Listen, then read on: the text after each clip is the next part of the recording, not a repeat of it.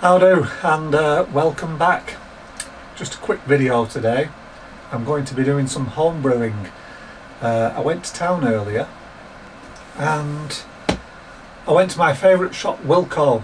But unfortunately I can't go to that shop without buying something homebrew related. So I saw this kit, very cheap kit. It's only £12, 1.5 kilogram liquid malt kit, and it's called the Geordie Winter Warmer. And I thought, well, that sounds nice, especially given the time of year. So I bought it and I brought it home. Now when I got home I started to look at some reviews on YouTube about this kit. It's been around for years as this kit, so there's quite a lot of reviews. And well, I was a little disappointed, to be honest, because to me a winter warmer is a comfort beer. It's rich, it's malty, high ABV, that's where the warming comes from, and maybe some spiciness as well, winter spices, Christmas spices. But all the reviewers seemed to say was that, well, for a start off, it was a 4% beer, which is hardly warming. It was quite thin bodied, and the flavours were very subdued. It wasn't very flavourful, but there was some spice there. It just wasn't a lot. So I thought, well, what can I do?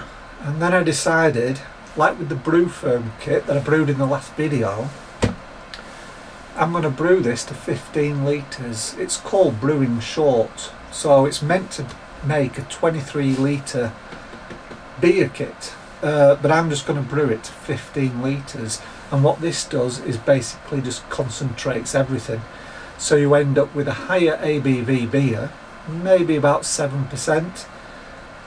You're going to end up with a much fuller body and much more flavour. And with the kit I'm also going to add a kilogram of the medium, sort of like an amber, dry malt extract.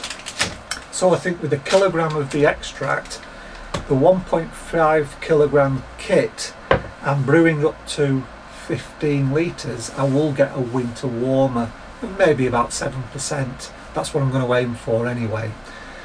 So that's what I'm going to do. And then I realised, hang on a second, winter spices. What goes with the winter spices? Orange. And my Kvike, the dried Kvike, that I showed you in the last video, has finished fermenting. I've got a starter in the house. Kvike, that gives orange flavours. Let's make this with the Kvike yeast. So that's it. That was my plan. Brew this, brew it short, get a really nice full-bodied, flavourful winter warmer, and brew it with Kvike yeast, which will add some of that orange flavour. And then I had another idea. You may remember this. This is my wild yeast. I harvested this last spring in the garden, and I've made a few brews with it now. I think this is 4th generation.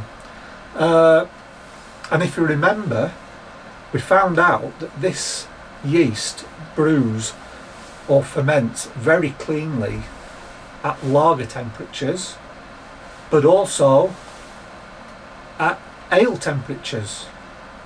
And if you remember, in a past video I did say I'd like to do another beer with this and brew it at Kvike temperatures to see if we can bring out some wild yeasty flavours, some banana or something like that. Or will it just be, you know, a diacetyl mess and it's going to ruin the beer? And I was going to make a beer in the kettle using dry extract, very simple one, dry extract, boil it up, hops in, that sort of thing. But now I'm thinking, hang on, this is a cheap kit. I haven't lost a lot of money if it doesn't work out. Why don't I pitch with this yeast, but still brew at Kvike temperatures? And if we do get some of those nice wild yeast flavours, that banana-y flavour especially, well, that goes well with winter spices. So it could turn out to be a really nice beer. Or it could ferment very clean at Kvike temperatures, and that would be amazing, because then I've got a yeast I can use for lagers, ales and Kvikes. So I'm really interested in seeing how this turns out. I'm going to pitch this yeast, the wild yeast, and I'm going to ferment at 34-35 degrees. I think it'll be finished in 4 days, because basically any yeast, any brewer's yeast, will rip through a wort at 34-35 degrees. That's not what makes Kvike special. What makes Kvike special is that it's not stressed at those temperatures, whereas normal traditional brewer's yeast is, and it can give some really weird off flavours and just doesn't make a nice beer.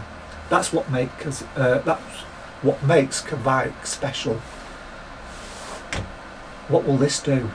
That's the interesting thing, and that's what we're going to find out. So hopefully this time next week I'll be reviewing my wild winter warmer. That's what I'm going to call it. A winter warmer made with wild yeast. The wild winter warmer.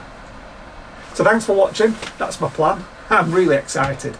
I'm really interested to see how this turns out. Hope you are too, and hopefully we'll find out next week. So stay tuned. Subscribe if you haven't already, and you'll be notified when that video goes up. So thanks for watching. It's a pleasure as always, and I'll see you again in the next video. Bye bye for now.